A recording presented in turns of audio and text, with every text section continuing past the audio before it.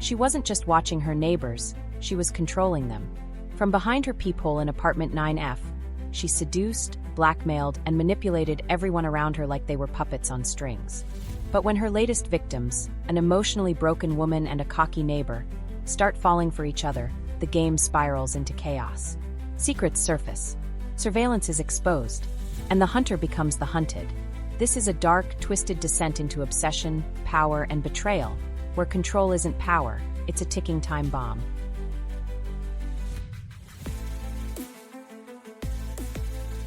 Welcome to the Skillful Art of Manipulation podcast. If you haven't already, please consider following us on your favorite podcast platform. Today we present to you That Bitch in Apartment 9F. Let's dive into this thrilling narrative together. Chapter 1, The Peephole Prophet. You ever realize how much power you have just by paying attention? I don't mean scrolling your feed or pretending to care during someone's sob story. I mean really paying attention. Noticing things, timing, patterns, tone, posture, eye twitches. People give away their deepest secrets not with their words, but with the shit they think no one's seeing. And me, I see everything. From apartment 9F, I'm not just watching, I'm orchestrating. This building, Parkview Towers, is supposed to be some kind of upscale urban sanctuary. That's what the brochure said. Luxury meets community living in the heart of the city. What a fucking joke. The elevators break down every other week. There's mold creeping through the baseboards on every other floor. And if you're dumb enough to leave your packages in the hallway, they vanish faster than dignity in a divorce. But here's the truth no one will tell you. Parkview Towers is perfect. Not because it's clean, not because it's safe, but because it's messy, flawed, cracked, just like the people inside. These walls bleed stories, and I've carved myself a front row seat to every act. I live alone in 9F. No pets, no plants, no live, laugh, love bullshit on the walls. Just me, my thoughts, and an arsenal of surveillance. One high-end peephole camera disguised as a hallway thermostat. A tiny mic embedded in the smoke detector. A mirror angled just right across from my living room window. Oh, and binoculars. Can't forget the binoculars. Cliché? Maybe. Effective? Absolutely. I started watching out of boredom. Now I can't stop. There's something godlike about knowing more than everyone else. About seeing how the pieces move before they even realize they're on the board. This isn't about curiosity, it's about control. And once you get a taste of that power, it wraps around your throat like a velvet leash. Tight. Addictive. Let's start with the basics. Apartment 9D, Mr. Thompson. Retired. Widower. Watches 80s porn on a loop and jerks off to it like it's still revolutionary. Keeps his curtains half open, probably because he thinks no one gives a shit about a lonely old man getting off in his recliner. He's wrong. I time his sessions. 2 minutes, 20 seconds on average. Last week he hit 4 minutes. I almost clapped. 9B, Abby. Early 30s. Hair always tied back in a messy bun, like she's trying to pretend she doesn't care, but her roots are always freshly dyed. She walks like her body's made of apology. Her boyfriend, Jason, a walking steroid with a caveman's vocabulary, comes over on Fridays, fucks her like she's disposable, and leaves by midnight. She cries herself to sleep after every visit. I record the audio. Not for blackmail. Just for documentation. I like to keep records. 9E Nate. The distraction. The temptation. The motherfucking problem. Nate is tall, carved from arrogance, and walks like he owns more than his credit score says he does. He leaves his blinds cracked just enough for me to see his routine. Morning stretches shirtless, evening showers with the door open. Sometimes he walks out of the bathroom completely naked, towel in hand, drying his hair like his dick isn't bouncing with every step. I should be disgusted. I'm not. I should respect his privacy. I definitely don't. I stare. I memorize. I fantasize. But more than that, I analyze. Nate likes being watched. That's the thing. He plays it off like it's carelessness, but no one keeps their lights on while undressing unless they want to be seen. And the more I watched him, the more I realized he wasn't just bait. He was game. I waited a month before making my move. I don't rush. I don't stumble into opportunities. I engineer them. Tuesday, 2:34 a.m. I wrote a simple note. Folded it in half. Clean. No handwriting. Just typed in 12-point times New Roman like a true psychopath. You should really close your blinds. Someone might be watching. I slipped it under his door and stood in the hallway for a second, barefoot, heartbeat punching against my ribs. I didn't knock. I didn't breathe. I just let the silence hang like a noose. And then, I heard footsteps. Slow. Measured. Controlled. He paused in front of my door. I could feel him. Could hear the static of his breath on the other side of the wood. But he didn't knock. He walked away. And that night, he left his blinds open wider. Game on. By Thursday, he was fucking me. No names. No pleasantries. Just heat, sweat, friction, and teeth. He pressed me against his fridge like he was trying to brand me into the stainless steel. His fingers left bruises on my hips. My nails carved trails down his back like I was signing a contract in skin. I came harder than I expected. And when I left, hair tangled, thighs sore, lips swollen, I knew I'd won. But Nate wasn't the only target.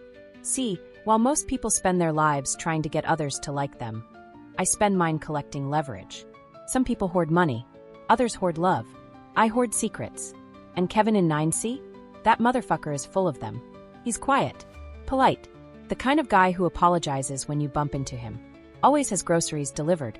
Always wears socks with sandals. Screams harmless from every pore. But I know the truth. He cheats on his taxes. Has a folder on his laptop labeled work receipts. But it's actually filled with downloaded BDSM porn and emails from some dominatrix named Madam Echo. The guy spends $500 a week on humiliation sessions and deletes his browser history like a nervous virgin. And now I have copies of every file. I didn't even have to break in. Just flirted with him in the laundry room once, mentioned I was a tech consultant. And he let me borrow his laptop while he went upstairs to grab detergent. 5 minutes was all I needed. Keylogger installed. Passwords mine. Full control. I haven't used anything on him yet. Why would I? It's better to let them dig their own graves while I hold the map. Control isn't just knowing what people fear, it's knowing when to strike. That brings me back to Abby. Sweet, pathetic Abby. She's the kind of woman who buys emotional support candles and thinks horoscopes are divine instruction. She's fragile. Ripe. A human-shaped bruise. I caught her in the lobby one night, mascara running, lip trembling. Jason had left again. Slammed the door so hard the hallway lights flickered. You okay? I asked, all concern and innocence. She broke. Just like that. Now we do wine nights. Cry sessions. She spills her soul, and I hold the bucket. She doesn't know yet, but I'm going to save her. Not because I care, but because broken girls make loyal soldiers once you fix them just right. Soon, she'll think I'm her best friend. She'll tell me things she won't even admit to herself. And when the time comes, I'll show her what it feels like to matter, in exchange for total blind obedience. Because that's what I do. I don't just watch. I don't just listen. I invade. I infect. I rearrange the lives of the people around me until they orbit me like I'm their fucking son. This building is mine. Every whispered lie. Every fucked up night. Every door that opens and closes like a chapter in a book I'm already rewriting. From apartment 9F, I don't live among neighbors. I reign over puppets. And trust me, I always pull the strings. Chapter 2, the softest spots to stab. Nate fucked like a man with something to prove. He wasn't gentle. He wasn't sweet. He wasn't even particularly romantic. But what he lacked in tenderness, he made up for in aggression. The way his hands roamed like they owned my body, the way he held my neck like he was asking a question he didn't want answered, I let him think he was in control. Let him believe the moans tumbling from my mouth were because of him. They weren't. They were because I had him. Fully. Utterly. Obsessively. See, I didn't come back for seconds because of how good the sex was. I came back because of the way he looked at me afterward, confused, hungry, vulnerable. Like he knew something was off, but couldn't quite name it. That space between climax and clarity, when men forget how to lie to themselves. That's where I live. That's where I thrive. Nate thought we were fucking. What we were really doing was bonding. And not in the way normal people bond. We were chemically stitching trauma to lust, obsession to vulnerability. Every time I bit his shoulder or whispered into his ear, I was reinforcing his dependence. It's not about attraction. It's about wiring. You can't fake chemistry, but you can engineer addiction. The next morning, I didn't leave right away. I laid in his bed, tracing invisible symbols into his chest as he snored lightly. His body was heavy with sleep, but mine was electric. Awake, calculating. His apartment was cleaner than I expected. Sleek countertops, designer soap, leather-bound books with uncreased spines, decor that screamed borrowed sophistication. A man who wanted to look smart more than he wanted to be smart. There was a half-finished whiskey on the nightstand, and his phone lit up every 10 minutes with messages from a girl saved as Val. I opened the latest one. So I guess you're just ghosting now. Then another. Fuck you, Nate. Lose my number. I smiled. The cracks were already forming. I got dressed slowly, deliberately. Left a single hair on his pillow. Swiped my finger across his bathroom mirror, just enough to leave a smudge. Small things. Invisible to the average eye. But I don't need obvious. I just need a trail. A whisper. A question that doesn't have an answer. Later that day, I bumped into Abby in the laundry room. She looked worse than usual, eyes puffy, hoodie zipped to her chin, mismatched socks like she got dressed in the dark. She was clutching her detergent bottle like it was a life raft. Jason? I asked casually. Her shoulders dropped. He's gone. I tilted my head. Like gone? Or see you next Friday gone? She hesitated. He said he needed space. Translation. He found someone new to hurt. I could have rolled my eyes, but I didn't. I nodded, bit my lips sympathetically, and offered the kind of fake warmth I've spent years perfecting. You want to come by later? I've got wine and no plans. Abby's face lit up like someone had finally noticed her existence. Really? Yeah. I mean, that would be nice. Hook, line, and future accomplice. Later that night, she sat on my couch wrapped in a fleece blanket, clutching a glass of red like it was a goddamn security blanket. We talked. Or rather, she talked. I just listened. And fuck, did she pour it all out. Jason's cheating. Jason's anger. Jason's accusations. Jason's refusal to delete nudes of his exes. The time he broke her phone and then gaslit her into thinking she dropped it. How he used to love her. How she still believed deep down that maybe he did. I didn't interrupt. I just took mental notes. Abby wasn't just hurt. She was programmed, like most abused women, to believe her worth was tied to whether or not a man stayed. And now that Jason was gone, she was floating. Directionless. People like her don't need friends. They need gods. And I had just descended from the heavens of 9F to become her personal savior. You deserve better, I whispered, touching her knee gently. She looked at me with teary gratitude, like I'd just handed her the moon.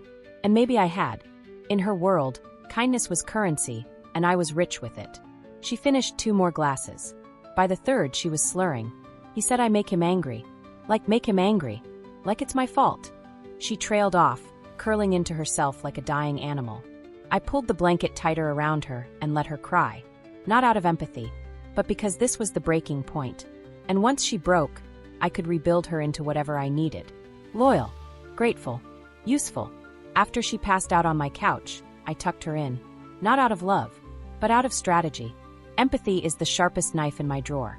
While she slept, I slipped into Kevin's apartment. I know what you're thinking. How? Easy. A copy of his spare key sits in my silverware drawer, right between the butter knives and the wine opener. He gave it to me himself, remember? Laundry room flirtation. In case of emergency, blah blah blah. Men like Kevin are starved for connection. You smile at them for 5 minutes, and they'll hand you their entire life. His apartment smelled like vanilla and shame. I moved quickly. I opened his laptop. Password still the same. Snoopy 1979. Jesus fucking Christ. The dominatrix emails had gotten juicier. Madame Echo had started requesting photos. Nothing face forward, of course. Just enough to verify identity. I copied them to a private drive. Next to the financial records, webcam session screenshots, and 3 emails he'd drafted to his wife but never sent. Then I found something new, something interesting. A hidden folder labeled Echo Refunds. Turns out, Kevin had recently disputed 4 charges from Madame Echo with his credit card company, claiming fraud.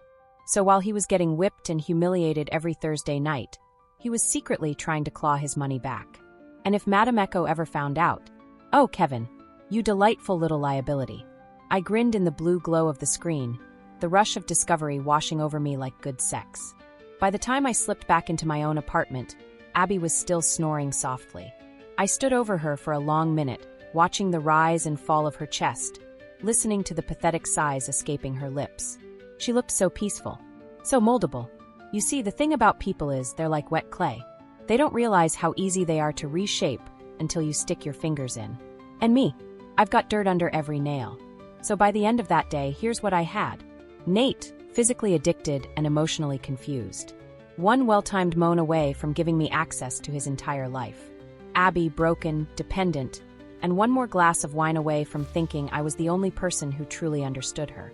Kevin, sitting on a ticking time bomb of lies, ready to explode with one spark from Madame Echo or me. And me, I was goddamn thriving. But here's the thing about puppets, they don't dance without strings. And next week, I was going to start pulling. Chapter 3, Rotten Roots Don't Grow Roses. I've learned that trust doesn't grow, it's carved. Etched into the space between desperation and dependency, molded by silence, shaped by guilt. It's not something people give freely. Not really. They hand it over when they're weak. When they're tired. When they've been hollowed out and someone, me, steps in to fill the void. By the end of the week, I had two types of people in my life. Those who wanted me, and those who needed me. Nate, Kevin, and Abby, my little dysfunctional holy trinity.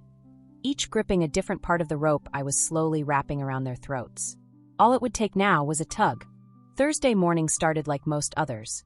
Coffee with 2 sugars, black nail polish chipped from digging into Nate's back the night before, and an inbox full of evidence. Kevin's keystrokes had been especially generous overnight. He'd tried to delete the Madame Echo folder.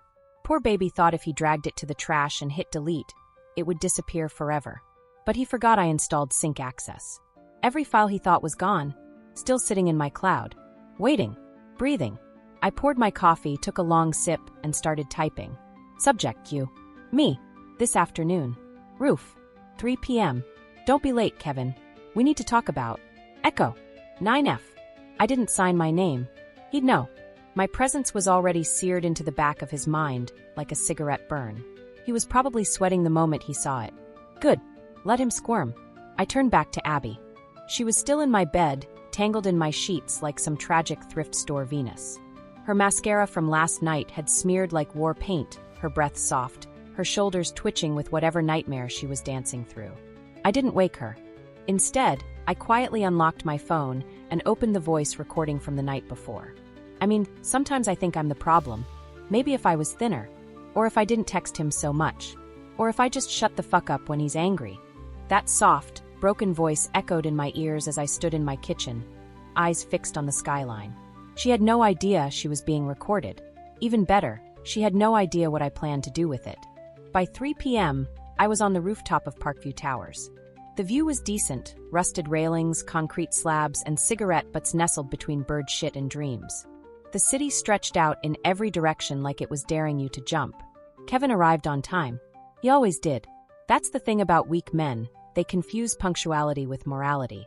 He approached with his usual limp-spined gait, shoulders slightly hunched, laptop bag over one shoulder like a high school virgin on his first day of college. "Hi," he said. Voice quiet. "Nervous." "Sit," I said, pointing to the ledge. He sat. Right on command. "Good boy." "I know," I began, sipping my iced latte like this wasn't about to shift the tectonic plates of his pathetic life. "You've been naughty." Kevin blinked, confused. "I what?" "Echo," I said slowly. "The photos. The sessions. The money you begged for back after she paddled your ego raw." His face turned ghost white, then blotchy red. A storm of shame rolled across it like a tidal wave crashing against a sandcastle. How did? You gave me your laptop, Kevin. Remember? Laundry room? The day you complimented my necklace that wasn't even there. He looked like he wanted to die. His knees bounced. His fingers twisted around the strap of his bag like a rosary. "I'm not here to shame you," I said, smiling. "I'm here to protect you." That confused him. Good. Confusion is the gateway drug to manipulation. "I want a favor. That's all." His eyes narrowed slightly, curiosity wrestling with panic. "I need access to the maintenance closet," I said. "You know the one next to the stairwell on 9? The one that holds the elevator panel and the surveillance hub." He blinked again. "Why?" I leaned closer, letting my words drip like honey laced with poison. "Because I'm cleaning up this building, and I need eyes everywhere. If you help me, I'll make sure no one ever sees those little leather-stained selfies you've got hidden in your digital graveyard." Kevin swallowed hard. "Okay, just like that. Power. People like Kevin are eager to follow, once you show them the monster living under their skin."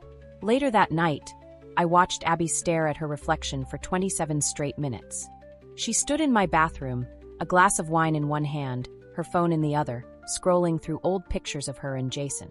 Each scroll was slower than the last. She looked at her old smile like it belonged to a stranger. I knocked lightly. "Everything okay?" She didn't answer. So I stepped inside and gently took the phone from her hand. The picture on the screen was a selfie of her in bed, Jason asleep behind her, arm draped over her like a chain. "Delete it," I said. She flinched. "I can't." "You can," I said, my voice calm firm. "And you will." She stared at me for a second too long, and then tapped the screen. "Delete. Gone." "That's the first step," I whispered. She nodded barely. Tears shimmered in her eyes but didn't fall. "Now," I said, wrapping my arms around her waist from behind, staring into the mirror with her. "Let's make new memories." Her breath hitched. That night we kissed. Soft, hesitant, electrified by the unspoken hunger of two women who had both been used in different ways. Her lips were sweeter than I expected. Hesitant, grateful. She slept in my bed again. And this time, I didn't stay on the couch. The next morning, Nate texted, "Want to come over later?" I let him wait. Then I answered with a single word. "Maybe." Let him wonder. Let him ache. I stopped by Kevin's apartment that afternoon. He handed me a maintenance access fob without a word. I kissed his cheek in return, let my lips linger just long enough to confuse him. And in the elevator ride back to 9, I whispered to myself, "Control isn't taken. It's earned, one weakness at a time." At 11:48 p.m., I crept into the maintenance closet. The cameras were easy. A few wires, a new feed routed to my system. Now I had eyes. Full access to the lobby, the stairwells, even the laundry room. Every hallway on every floor. Real-time surveillance. And the elevator panel? With a quick rewire, I gave myself override control. Now I could stop any elevator mid-floor. Trap people. Confuse them. Interrupt schedules. Sabotage timing. A little chaos goes a long way.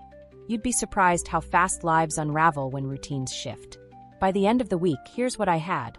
Abby emotionally bonded, mentally rewiring herself around my praise. Beginning to crave it. Kevin, ensnared in blackmail, compromised and obedient. Nate still reaching. Still unsure whether I'm his salvation or his downfall. And now I had access to their movements, their faces, their habits. I didn't just own their secrets anymore. I owned their reality. This building wasn't just full of neighbors. It was full of stories I was writing in real time. And every story had one thing in common. They all ended with me. Chapter 4. Surrender is a slow dance. People think power is about force. Slamming your fist on the table, raising your voice, pushing someone against a wall until they whimper or nod. That's rookie shit. Power isn't loud, it's quiet. Subtle. A whisper you don't notice until it's already in your bloodstream, numbing your spine, controlling your next move. Real power is the gentle hand that guides your chin until you look exactly where I want you to. And right now, everyone was starting to look exactly where I needed them to. I woke up to Abby breathing beside me, her arm draped over my stomach like a child clinging to their blanket. Her hair fanned across the pillow, her lashes twitching from the dream she didn't know I'd never let her wake up from. She'd fallen into me with the ease of someone who's always wanted to be wanted. And I made sure she felt safe in my arms. Warm. Held. Like I was her anchor in the storm that was her life. But deep down, I wasn't her shelter. I was the fucking hurricane. She mumbled my name as she stirred. It was soft. Unsure. Almost reverent. I kissed her forehead and untangled myself, slipping out of bed like a ghost. She didn't follow. Good. That meant the spell was holding. In the kitchen, I checked the feed. All the new camera angles, stairwells, lobby, laundry room, hallway 7A. The footage was perfect. High res. Clean audio. The building was now mine in more ways than the lease agreement said.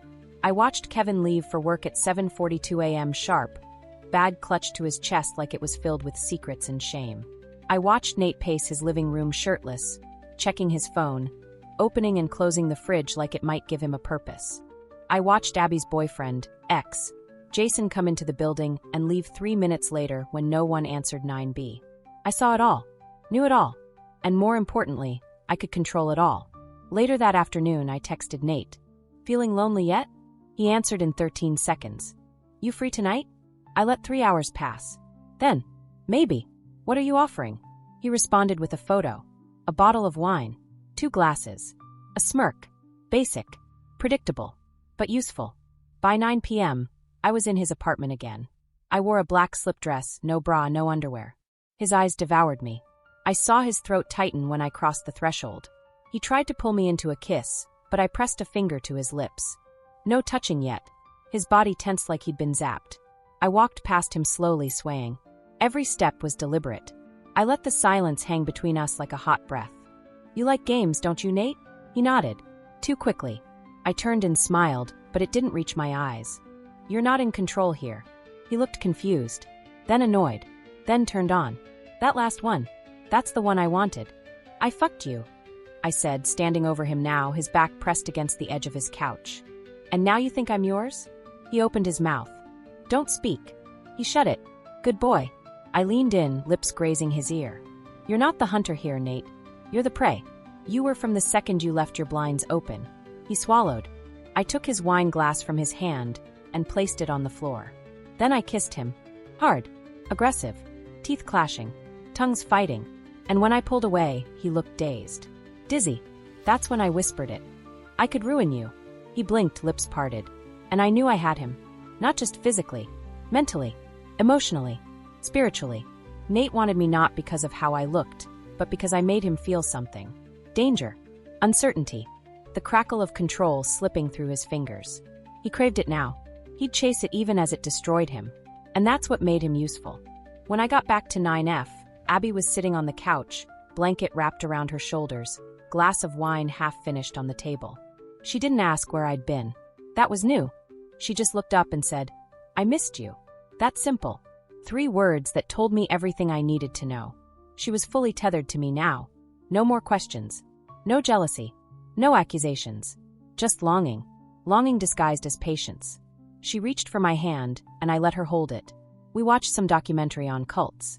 Irony? Maybe. I call it foreshadowing. At one point, she rested her head on my thigh, eyes heavy. Why do you help me? She asked softly. I stroked her hair. Because no one else ever did. That answer was vague enough to be honest and manipulative at the same time. She didn't push for more. She just nodded, satisfied. She'd started folding my laundry, cleaning my dishes, texting me midday just to check in, all without me ever asking. See, loyalty born from affection fades. But loyalty born from salvation? That shit lasts forever. At 2 a.m., while she was asleep, I went downstairs. The hallway was silent, dim. I slipped into the storage unit I had quietly claimed 2 floors below. Inside, a laptop, a backup drive, a corkboard, pins, strings, photos, schedules, maps. This wasn't just surveillance anymore. This was strategy.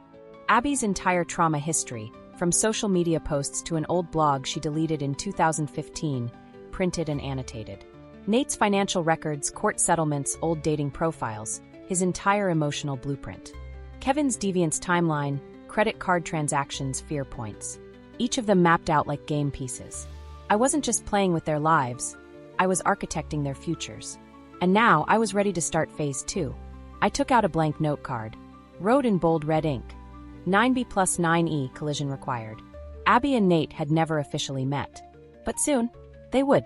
And when they did, I'd be the one threading the needle, sewing chaos between them stitch by stitch. Why? Because sometimes to keep someone dependent on you, you have to break them again, just to be the one who picks up the pieces. Back upstairs, I stood over Abby, watched her sleep. Her breathing was soft, rhythmic. She looked peaceful, but she wasn't. She was drowning, and she didn't even know it. I kissed her temple and whispered, "You belong to me now." And deep down, some part of her already knew that was true. By morning, I was already setting up the next move. A chance meeting in the laundry room between Abby and Nate. A text from me to each of them. To Nate, "Ever wonder what your type looks like when it's real?" To Abby, "Go switch your laundry in 10 minutes. You'll see." And me? I'd be watching from the feed, sipping tea, smiling. Because I don't just pull strings. I tie knots. I wrap them around necks. And I wait for the moment people realize they're already choking. Chapter 5, The Collision. Every good manipulation starts with a setup. Not just the obvious kind, the lie, the trap, the distraction, but the kind that's invisible until it's already destroyed you. The kind that makes you believe you're the one in control. That's what I did to Nate. That's what I was doing to Abby. And now, it was time to make them collide. It started with 2 texts, timed 7 minutes apart. Just enough space to let fate feel accidental. To Abby, "Don't forget to switch your laundry in 10 minutes. I'll be waiting for you when you get back." X. To Nate, "Laundry room. Now, there's something I want you to see." No context. No fluff. Just enough command to make them follow, enough curiosity to make them ignore how creepy it was. I knew them both well enough now. Abby was already teetering, willing to do whatever I said just to feel safe, seen, relevant. And Nate, he was chasing a thrill he didn't understand, still convincing himself he was playing the game, even as I moved him like a pawn toward the center of the board. I watched everything unfold from my laptop. The Parkview Towers laundry room is a cold, tiled tomb with 2 vending machines for washers that constantly leak, and a flickering light that makes you feel like you're in the opening scene of a murder documentary. Perfect for tension, perfect for sparks. Abby stepped in first. Hair wet, hoodie zipped, no makeup, her soft, anxious energy trailing behind her like a scent. She had headphones around her neck, but the music wasn't playing. She kept looking over her shoulder, like she could sense something was coming. She opened the dryer, started pulling out her clothes. Enter Nate. He walked in like he was the reason gravity existed. Black tee, sweatpants that hung just low enough to make your eyes stall, and that smug little smirk he wore like armor. He paused the moment he saw her. Abby didn't look up right away. I watched the tension stretch in real time like elastic. You could feel the awkward air between them. Then she glanced over. He nodded, did that half-smile guys do when they think they're charming. Abby forced a smile back. My heart skipped. Here we go. Hey, Nate said, moving toward the washer closest to hers. Abby tucked her hair behind her ear. Nervous tick. Hi, she replied softly. I muted the audio. I didn't need to hear the words to understand the energy. I was fluent in body language. I'd studied every twitch, glance, shift. They were doing the classic strangers in a confined space dance. Polite small talk, casual glances that lasted half a second too long, the beginnings of curiosity curling at the corners of their mouths. She reached into her basket and dropped a pair of panties. He bent down to grab them for her. Their fingers touched. I leaned back in my chair and smiled. Perfect. Abby blushed. Nate chuckled. He held the panties like he didn't want to give them back too quickly. I didn't need to push anything more today. That was enough. A seed was planted. Curiosity was born. They'd go back to their units thinking about it, replaying it, rewriting it. She'd wonder if he was into her. He'd wonder what her story was. And I'd feed both of them breadcrumbs until they met again, on my terms.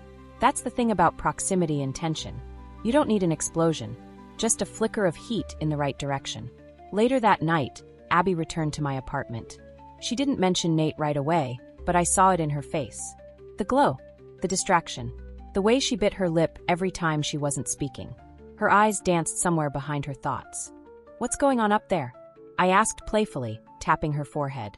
She smiled, blushed. Nothing. Lie. She shifted in her seat, legs crossed and uncrossed, fingers playing with the hem of her oversized shirt. She poured herself another glass of wine. Still didn't say it, so I said it for her. Nate's hot, isn't he? Her head snapped toward me. What? I laughed. I saw the way you looked at him. Abby blushed, embarrassed. It was just the laundry room. Oh, come on, girl. He's hot. You noticed. I mean, maybe a little, she said, hiding behind her glass. Bingo. I wouldn't mind if you went for him, I added casually. Her eyes widened. Really? You're not? What? Jealous? I scoffed. Please. I'm not like that. Do you, babe? You deserve someone who looks at you like you matter. Her face softened. Her shoulders relaxed. She reached for my hand across the couch. You're amazing, she said. No, Abby. I'm everything. Meanwhile, Nate was blowing up my phone. What was that? Who is she? You set that up, didn't you? Are you watching me?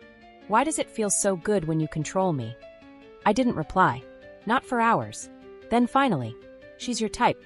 You'll see. He didn't respond to that. Didn't need to. I knew he was hooked. Confused.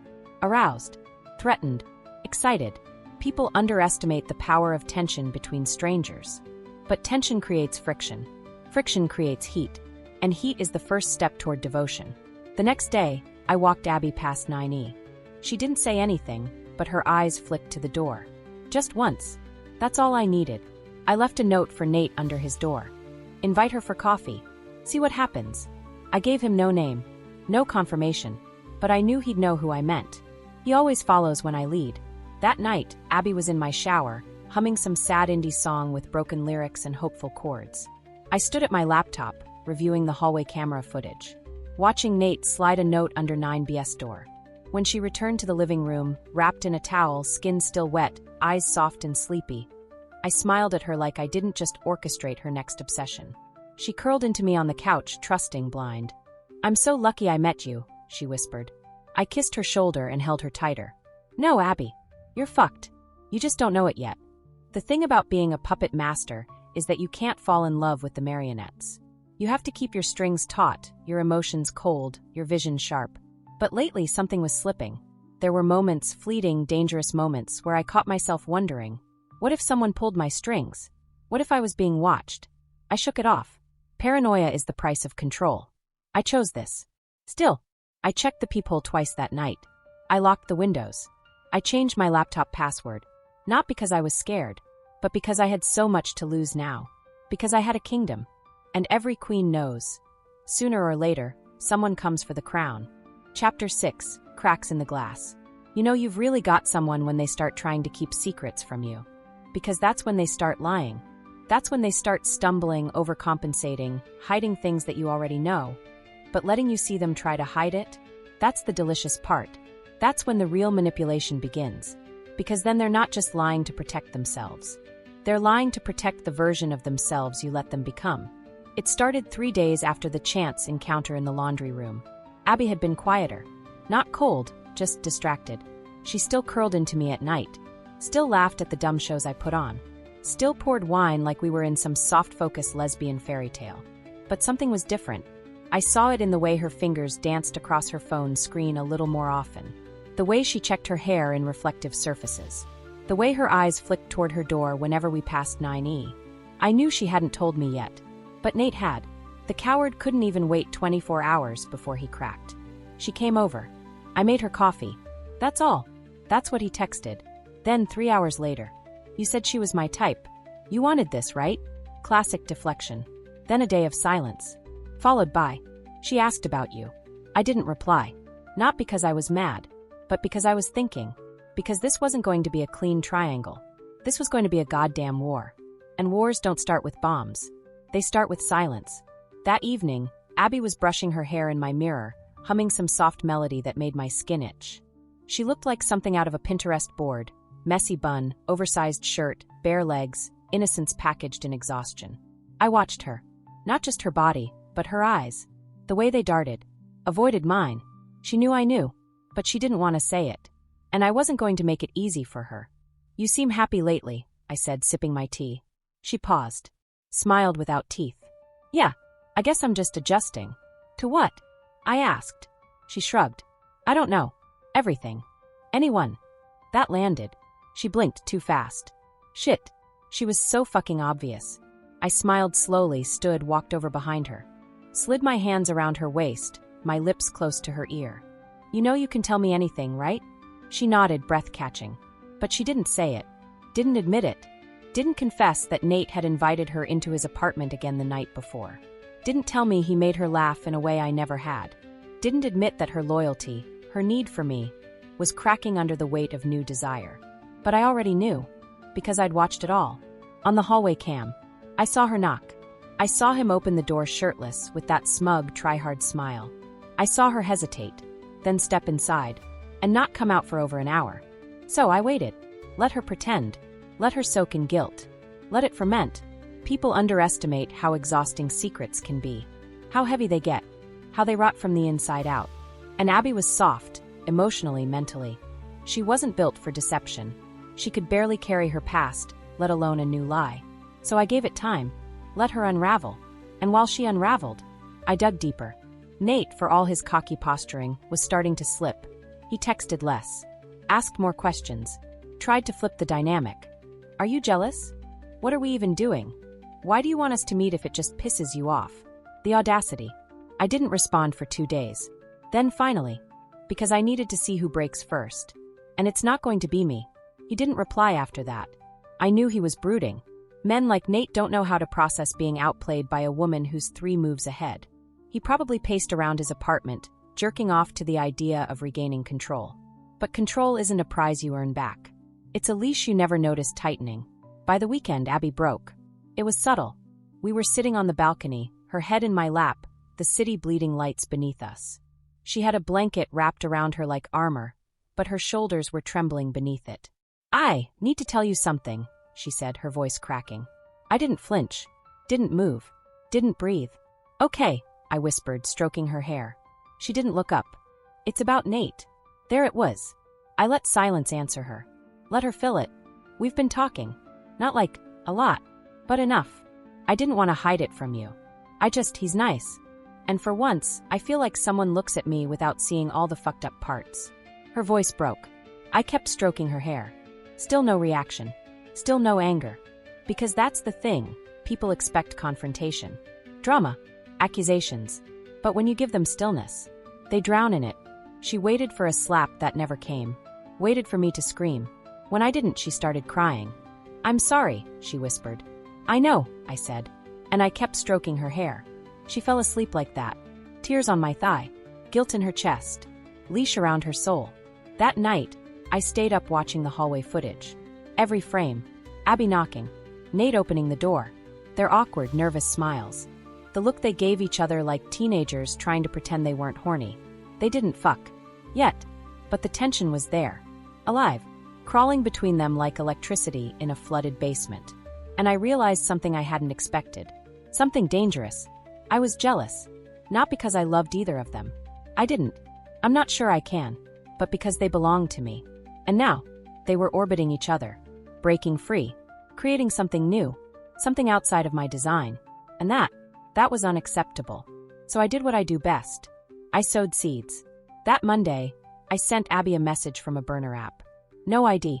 No name. Just, Nate tells every girl she's the only one. No punctuation.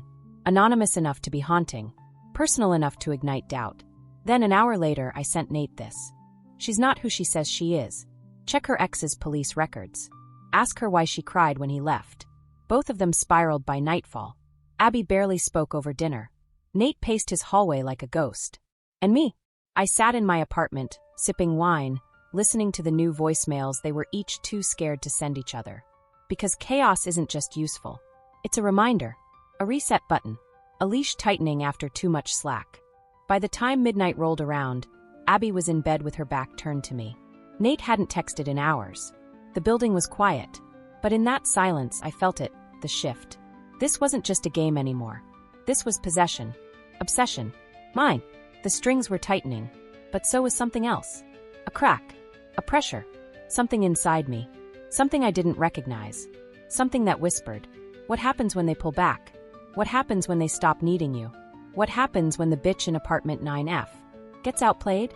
Chapter 7. The crown always cuts the queen. There's a moment, right before everything falls apart, when time slows. When you see it all in fragments, like broken glass reflecting pieces of the truth you refused to face. When every lie echoes back at you louder than your own heartbeat. When you realize you didn't lose control, you gave it away. I used to believe I was untouchable.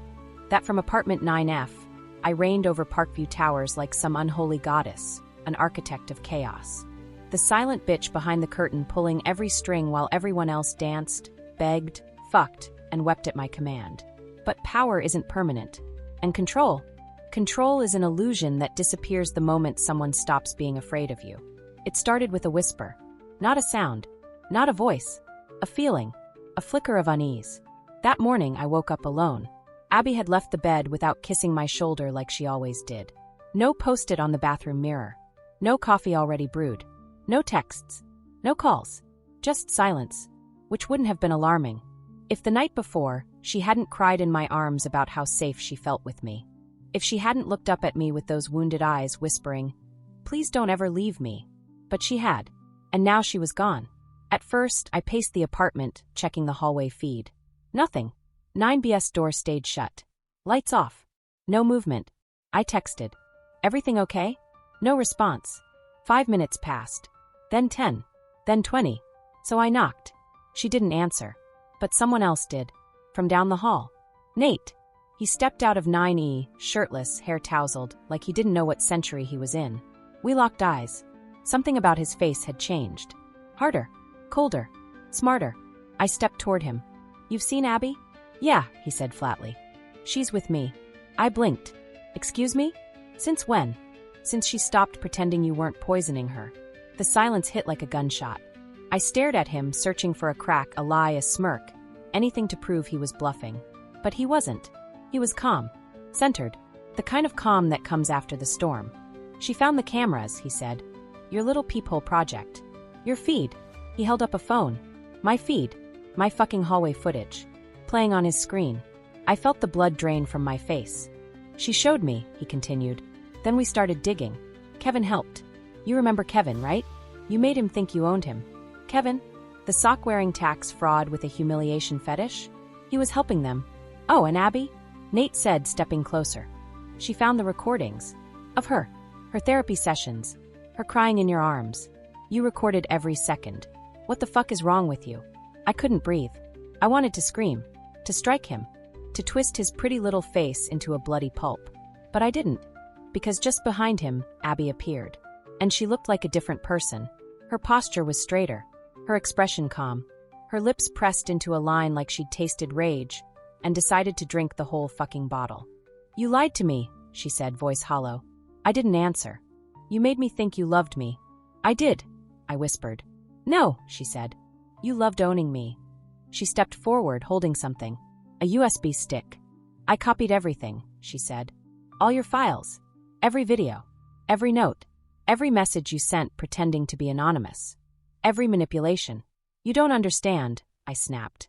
I was protecting you. She laughed. A dry, sharp sound that cracked the space between us like thunder. You were feeding on me. I gave you a reason to exist. I screamed. I gave you safety. I gave you power. I made you feel like someone gave a fuck. You made me a prisoner. Her voice didn't shake. Mine did. You don't get to call it love just because I let you use me, she said. I turned to Nate. You don't even like her, I hissed. You like the drama, the power shift. You like feeling like the good guy for once. Nate stepped in close. His breath hit my cheek. You're right, he whispered.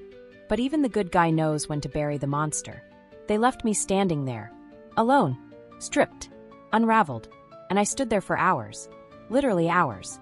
Watching the hallway loop on my laptop like it was a funeral slideshow. I watched myself fall apart. Over and over again.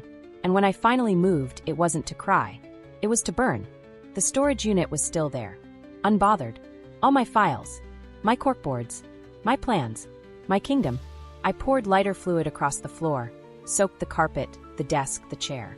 My journals. My recordings. Everything. Then I lit the match. It crackled like applause. The fire spread fast. I didn't run.